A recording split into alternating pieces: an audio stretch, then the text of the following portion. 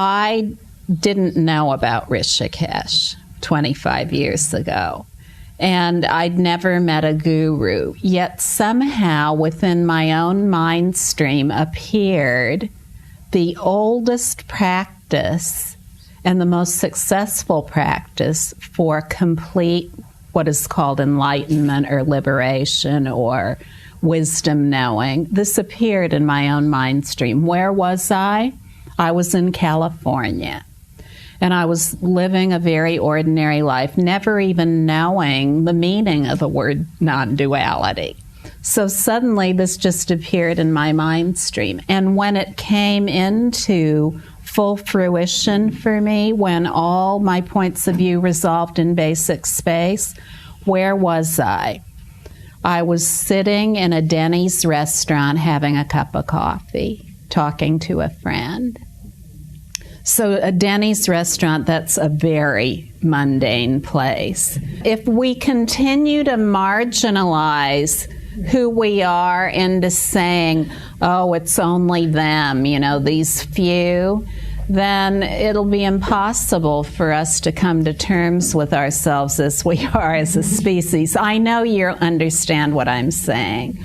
So, now I'll also describe a couple of other stories. One is the story of a very dear heart friend of mine, Wangdor Rinpoche, who is an elderly Tibetan Lama. He's a very high Tibetan Lama, although he would never call himself that. I'm calling him that.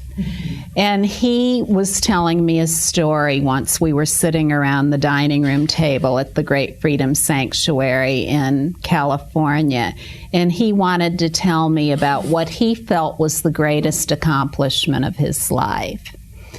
When he was a young man, about 30 years old, he was living in Tibet, and the year was 1959. And he was living there with his guru, Tuxi Rinpoche, and there were a lot of other disciples living there too.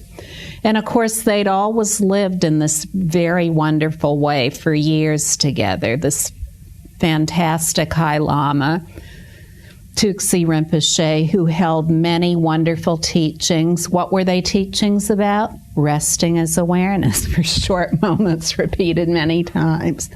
He held many of these teachings, just like the teaching that's being given here. And suddenly, they saw that they needed to leave Tibet because the Chinese army was coming, and they had heard that there were lamas and disciples either being slaughtered or imprisoned everywhere. So they all felt like they needed to leave, but Tuxi Rinpoche did not want to leave. He didn't want to leave because he didn't feel he was physically able. He was a very, very big man, and he'd gotten quite debilitated, and he couldn't carry his weight and walk on foot out of Tibet. So what to do? They didn't know what to do. Some of them just left. They left their guru behind. They said, we're too afraid. We're going to leave anyway. But Wangdor Rinpoche, he would not leave. He wasn't going to leave Tibet unless his guru was leaving too. He was going to stay with the guru through thick and thin. And so what they did first was they hired what they call barbarians, mountain men, these huge Tibetans who live up in the mountains and are very, very strong. They hired some of them to carry Tuxi Rinpoche out, but it's very mountainous there. So they picked him up and they tried to carry him, but they couldn't support him. They just collapsed. So they said, oh, what to do? So they went out and got a couple yaks, those enormous animals.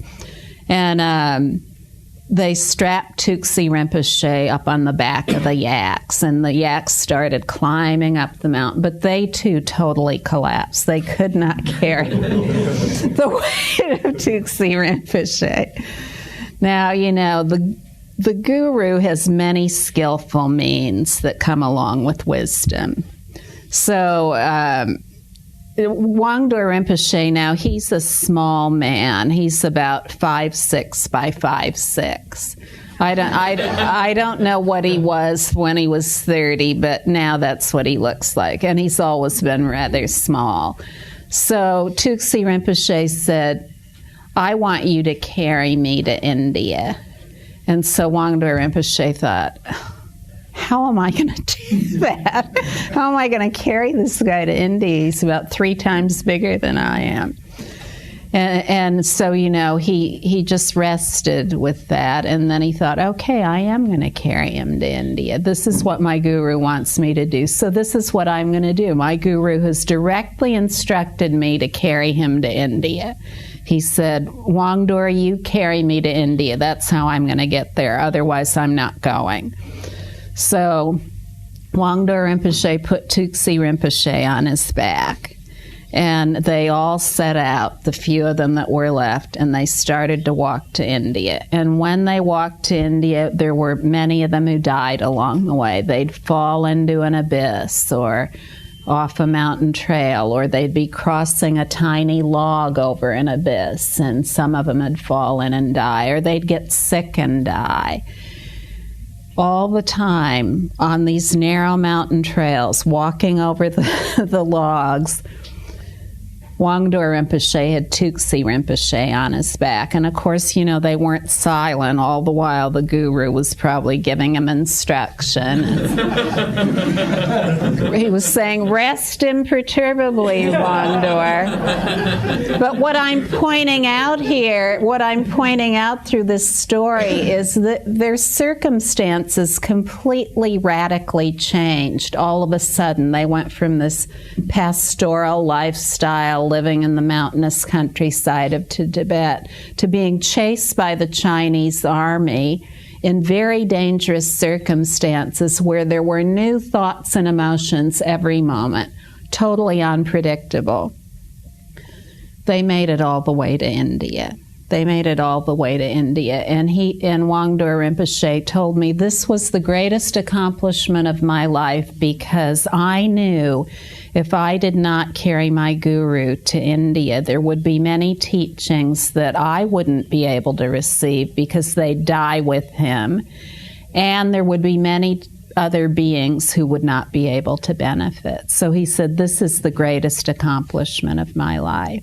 He found that he didn't need to be in any special circumstances, that when he did what his guru instructed within this context of benefiting the whole, benefiting all the people who would receive these teachings by him following the guru's instructions, then what happened? The intensification of timeless awareness. He didn't need a special circumstance in which to do that. This is what he found, and it was very powerful. Another story is of another Lama who left Tibet, Neil Shokempo, who died just a few years ago. Wangdor Rinpoche is still living. And he was a great and high Lama in Tibet. He gave teachings, rest imperturbably without doing anything, he said, to thousands of lamas, including the Dalai Lama. So he held these pinnacle teachings of Tibetan Buddhism and gave them to thousands of lamas, sitting dressed in beautiful brocades on a golden throne. All of a sudden, he too was running from the Chinese army, chasing him by air and on foot and on horses and shooting at him. He too fled Tibet. Where did he end up? He was a sadhu begging along the Ganga in Rishikesh. He didn't have all of his retinue with him or his high esteem and praise from everyone. Then he ended up in Calcutta in a hotel where he was a dishwasher. All this time he felt, he said, depressed and sick. Depressed, mentally sick, and physically sick. But all the while, he said, there was greater and greater intensification of timeless awareness.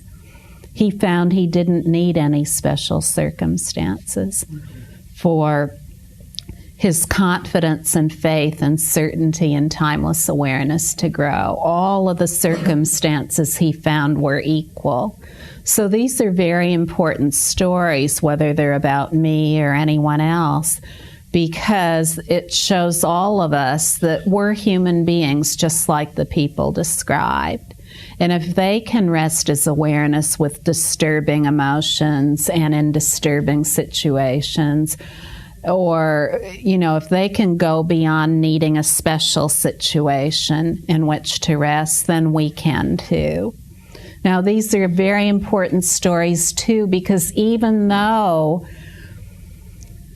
they had always lived in a certain way in Tibet that was very protected, they wanted most particularly to leave Tibet so these teachings would not die. They wanted this simple teaching to spread far and wide, and so they were willing within that context to give up their special circumstances and do what would be a benefit to the whole.